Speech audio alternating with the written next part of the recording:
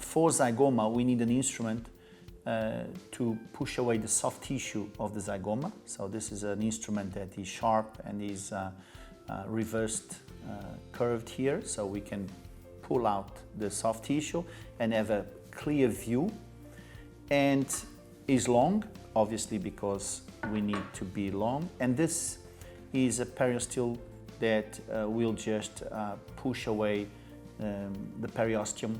So it is made, it's quite heavy, so it gives you security.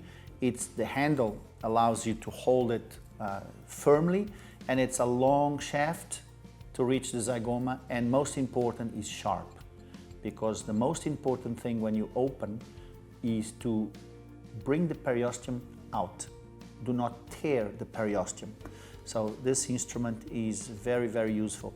Actually, I also use this instrument for the ALL-ON-4, especially for the palate area.